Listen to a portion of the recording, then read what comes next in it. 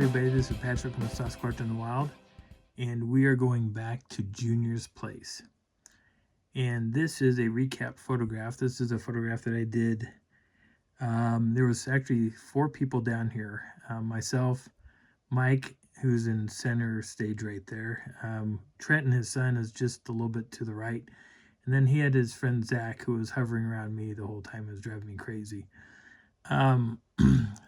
Trent is actually looking at the plants around us, and those plants were all raspberry bushes, and he was trying to decide if he could eat those raspberries. Mike posed a question. He found a bone and he was photographing. He said, why aren't there berries on the ground? And we're like, what are you talking about? And he said, well, there's all kinds of animals out here that eat berries. Bears eat berries. Mountain sheep eat berries. Mountain goats eat berries. Moose eat berries, bears eat berries, squirrels eat berries. All these things out here could be eating these raspberries. And all these raspberries are not touched. So it's like something was propagating these berries. They're protecting them so they have something to eat. Well, when I photographed this picture, my camera was fixated on 2 subjects. Is fixated on Trenton because Mike was already in focus. So it's fixated on Trenton and all these bushes and stuff back here behind him. So this stuff back here and all and back in here was all going crazy. My camera was going crazy about the stuff back here. And the funny thing is, Trenton was kind of moving around a little bit. So the little squares were following Trenton. And the little squares were following something inside here. And I kept having to reset the camera because I thought I had to keep Mike in focus. But what I didn't realize was the camera was focusing on Mike anyway. So he wasn't an issue target. So I take the photograph. And by the time we get back, I'm reviewing the video or the pictures and stuff. And I about fell out of my chair. I called Mike right away. I said, Mike. He goes, yeah. And I said, hey, I photographed a Bigfoot. He goes, what are you talking about? And I said, on our camping trip. He goes, you know, Patrick, it's a nice thought, but we didn't, you didn't photograph Bigfoot down here, blah, blah, blah. And it's like, it's one thing to believe in it, but it's just not happening, you know. And I know you're a good guy and all, and he just kept going on and on and on. I said, Mike, quit talking. He goes, what? I said, quit talking. I photographed Bigfoot. And he goes, where was this at? And I said, it was down in that valley. The valley that we kind of stumbled upon. And he was like, send me the picture. I said, okay. So I sent it to him. Mike went through the photograph, but he quit talking to me. He just quit talking altogether. And I didn't understand why. So I finally texted him and said, what are you doing? And he said, oh, I went downstairs. I made a sandwich. I said, dude, go get that photograph and look at it. And he went and he looked at it. Within literally 2 minutes, he sent me back a picture and he circled what he said was a Sasquatch. So in this photograph, there are 3 Sasquatches. And I'm going to show them to you. Not Trenton. He's not one of them. And what's really funny about this situation right here, we walked right past him. We came over, we walked right around this thing, went right over, we all stepped over this log, and we didn't notice it. But my camera did. My camera picked up on 2 things, or actually 3 things that were happening. So if you look closely, you'll see a face. This is his face. This is a Sasquatch right here. You got a weird little button nose. You got a deep brow. It's got 2 tones of color here. You got a lighter shade of black and darker shade of black. There is a bit of a frown right here. There is a stick that's going right by his mouth too, which is really kind of annoying. But then what I noticed after the fact is I got a hand here. And let me zoom in on that a little bit. You can see a finger, a finger, a finger. And then there's another little finger that's sticking out, almost like facing us. On the reverse side, you got another hand right here. And you got a couple fingers. Now it's becoming pixelated because I'm zooming in so much. But then down here, we have a foot. And so there's a foot right in here. And there's little toes. You can see a toe and a toe and a toe. And I thought, what the hell? I actually photographed. This is what I saw. And this is what I was freaking out about. Then Mike circled this thing over here. So I'm going to pull in over here. I'm going to show you this a little bit. So there's a log here, and this log, I actually straddled this log the second time we went out there. And that was the time that it was like a week later that we had gone out, and I straddled this to kind of see what the reality was, because I actually thought there was something here. I was looking at something right here, but we know there's a tree here, and we know this is a down tree, and we knew that the tree went back. It goes back here, and then this is part of that tree. It comes all the way back to the spot. But the weird part about this is there is a dark mass right here, and on this right here is part of that that root structure of that tree, but this part is not. This is another individual that's hunkered up to this tree that's right here. And then we've got another mass that's on this side that's kind of hunkering onto this log as well. And it goes back. When you see this all together, it is weird. It is absolutely weird to see how there is a dark spot here and there's a dark spot here. So now I am going to stop the video, and I'm going to take us back to the third time we went down there, which was 7 years ago.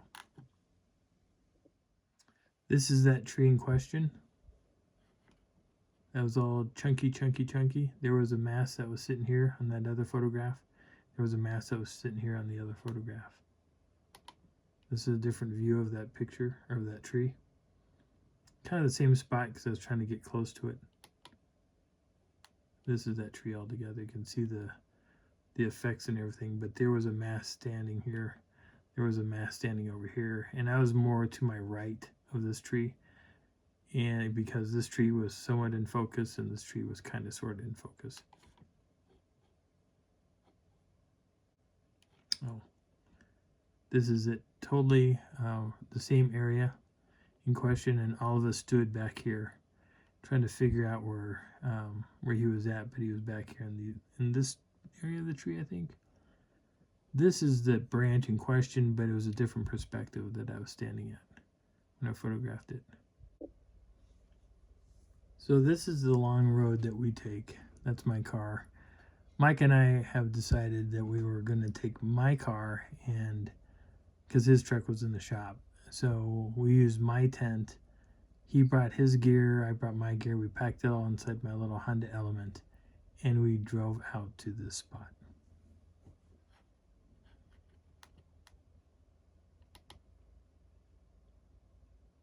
First glance, you would think, how does Bigfoot live in this?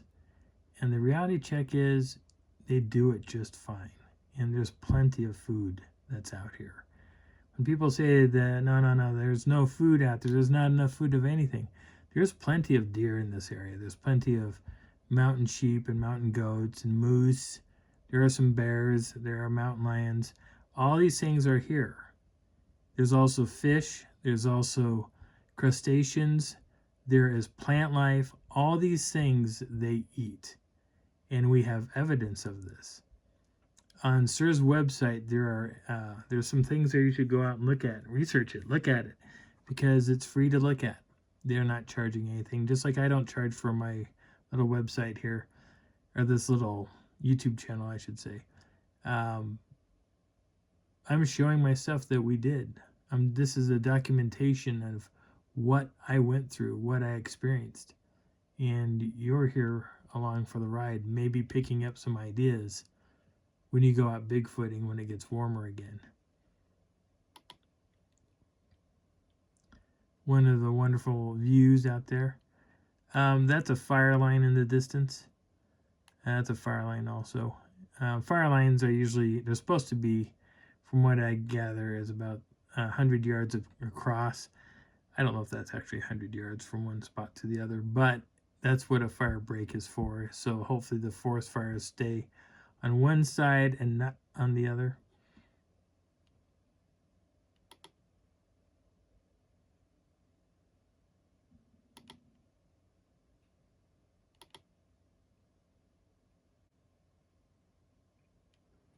There were footprints in this. There's a footprint that's down here. I can't tell if I can see this on my little camera that I'm filming on my cell phone. Right where my cursor is, I'm going to aim this down a little bit. Maybe I can catch it. This right here is a footprint. There's toe drags that are in here, which are kind of interesting. We don't know if this was an actual Sasquatch print, but we noticed that there are some prints going on. There was another footprint that's in here that's kind of up in this area as well. And then there's another footprint here, like something was climbing up this little embankment. And that's what we were looking at when we pulled off and we were looking at it. There's other foot impressions inside this. There are toes here. You can see a toe, a toe, a toe, a toe. There's something else that's on this side. It looks like a smaller foot, but it's curved over. So if that's a mid-tarsal break for a juvenile, that's pretty darn interesting because you can see a toe there and a bunch of little toes there. So this could have been a mama squatch holding or putting down a juvenile, a small little infant or juvie type Sasquatch here. Other impressions, we found a big toe, found another little impression of a toe, another impression of a toe. There was some really bizarre footprints, and we found repeated as they were going up this embankment. Mike was looking out the side of the car while I was driving, and we weren't going very fast when we spotted these things.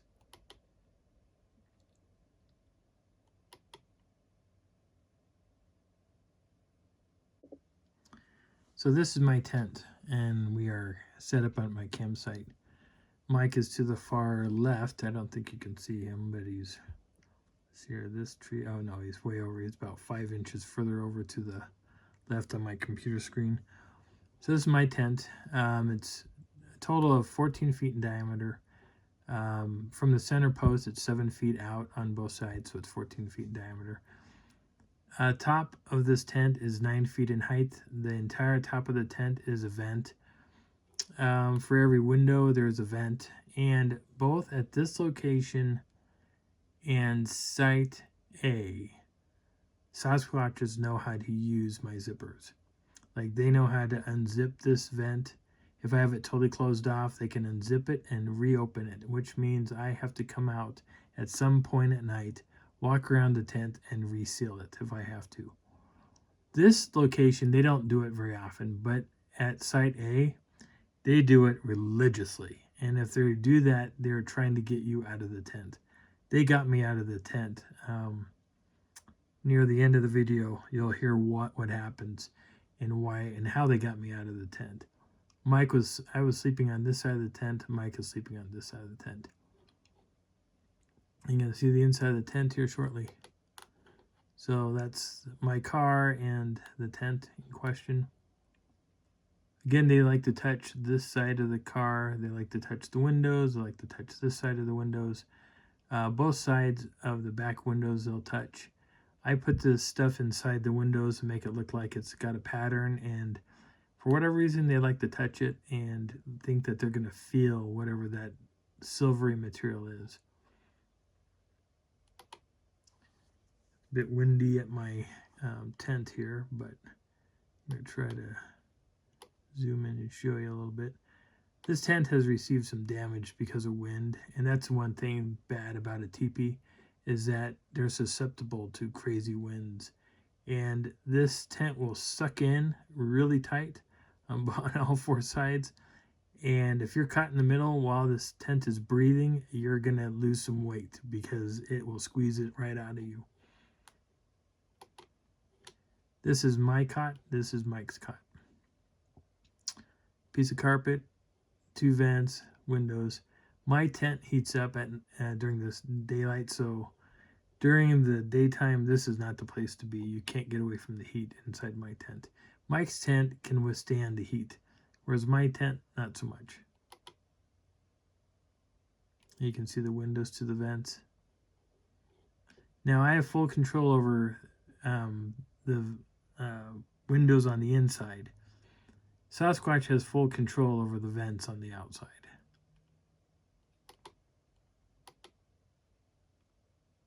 At the top of the teepee, if you can see it. Not. I'll show it to you real quick. Let's turn the camera up a little bit. That's the top of the teepee. Teepees are wonderful to have, especially if you're doing bigfooting. There's a lot of benefits to them. That's the outside of my tent from the rear. And I ended up taking photographs of stuff up here. I think I took some other photographs back there as well.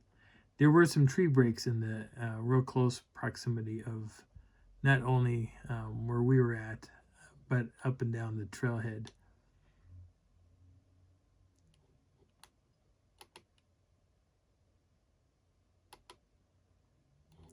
There's a tree break right here. It was just out of reach for us, but we couldn't figure out why this branch broke.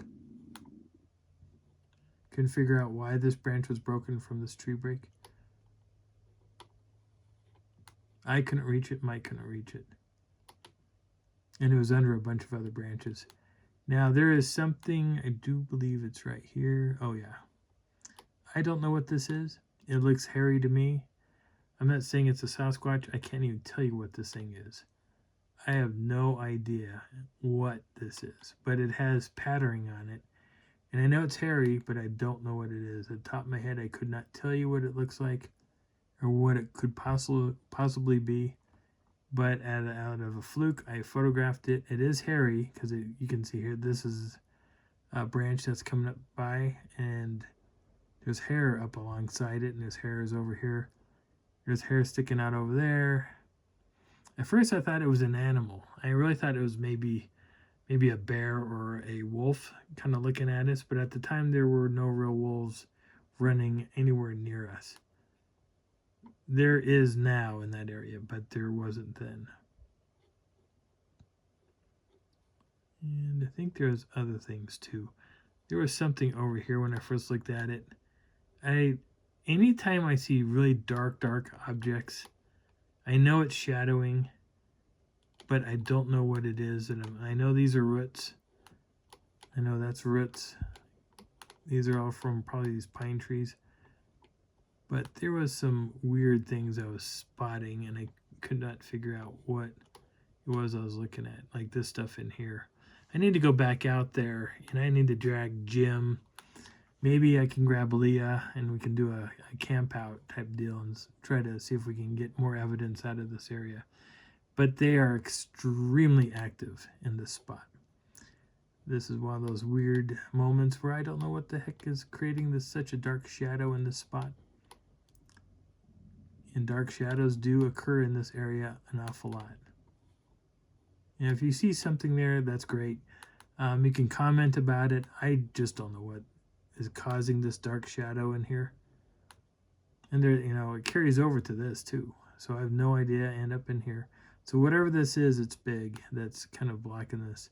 Is it Sasquatch? Not necessarily.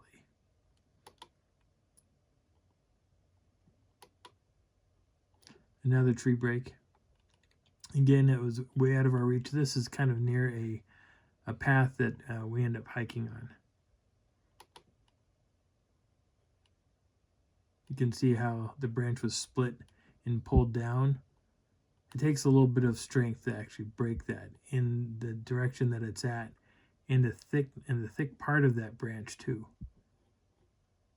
And all the branches above it were not touched. So the question is, what broke that branch?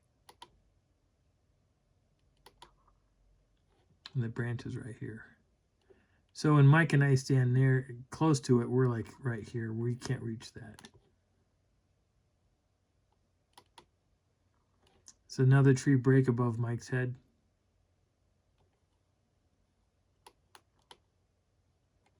Get up close to that. You can see that something pulled down on that branch, because all this is splintering, including this crazy break that's like extending off of that. That's weird looking. That's splintered way high. That's splintered way high. That was something that grabbed hold of that tree and just bent that sucker down.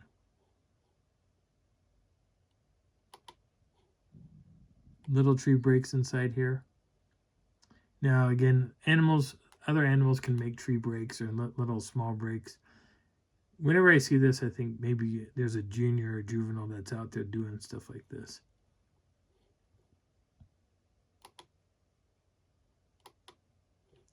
Footprint. It's like a toe. some other toes that are in here. Kind of bends down and goes down to the hill.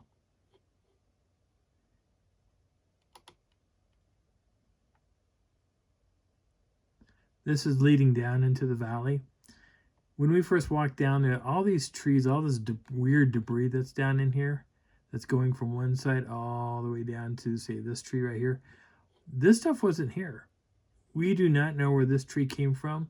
The tree that you see on the trail that we're going down wasn't there the first 2 years we were there, and then out of the third year, this other tree appeared. And Mike and I just looked at each other like, what the hell dragged this sucker out? But all these trees, the roots are not there. They are back up. Now, the hillside behind us goes up. There's like at one point it's fairly shallow of a hill going up, but then eventually, as you're going down, that hillside to our right is going up about 15-20 feet. We could not find where that tree should have come from. We couldn't find a location where that tree should have been. And so it seemed, to us, it felt like something came in, took that tree down, drug it, and then threw it into the valley. And there's a reason why we think something did this.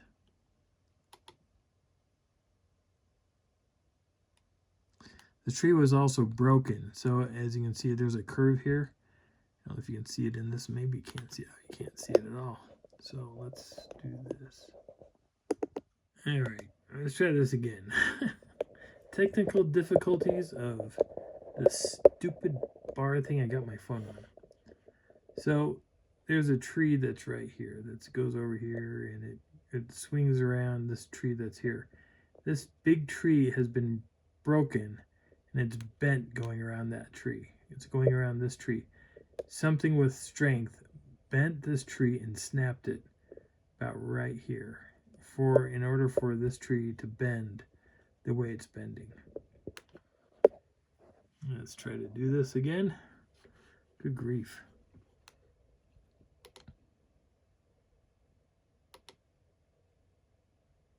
That's the break. I don't know if you can see it on the camera. You should be able to see it. But the break's right here. And there's no reason for this tree to be busted right here where this tree is located. Because if it fell, it would have fallen this way. It wouldn't have fallen and made a hard right turn and fallen into the trees that are back in here. And if you look at this, where's all the freaking carnage that should be attached to this? There's another tree that's upside down that's going this direction, and it's wedged into this break that's going, that the end of that tree is this way, is back in here somewhere. So what caused that to happen? And why would a tree get flipped upside down and land the way it did? This stuff doesn't make any sense. So we don't know why this tree was snapped. The tail end of the tree's over here, but it's broken right here, and it goes all the way back. And there's no real damage to any of these trees in here. It was like something broke it and lifted it and dropped it right in place. Oh, let's go back one. No, what happened to that? No. So as we're walking up and under the part of this disaster of trees that were all over the place, we come across the next log going down the hill. This is the other tree that makes no sense. That is not a tree stump in the ground there. That tree came from, I think, like right up in here or up here somewhere where it fell and landed. Again, there's no rhyme or reason. Now, the reason that we came across, we found evidence that this is partial BLM property. The BLM allow ranchers to run cattle in areas like this. Why you would want to do that is beyond me, but we found signs of cattle or cow pies everywhere. And once we started noticing that, we started to think, well, maybe this is their way of keeping the cattle out of their areas. And that's what Mike and I came across. And we actually talk about that in a video that I'll attach to the next video. showing as we walk and are exploring down through here. This is that log in question. Talk about not allowing cattle to come through. Cows will have a hard, they would probably come around this just fine, but they are not going to walk around this way very well. They will get maybe broken legs or get injured or what have you. So I don't see why you'd run cattle down this area here.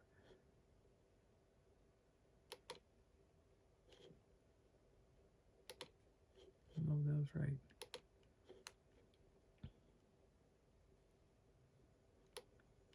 Broken branches just laying about, and these branches were ripped right off of a tree.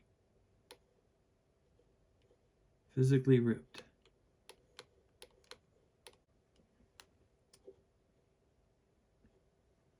This is coming around the bend. Now the down tree was up here in this area, and we're heading down deeper into the valley. This is where I'll stop the video.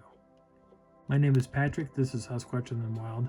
I hope you're enjoying this journey, and I will talk to you again on Sunday. Talk to you soon.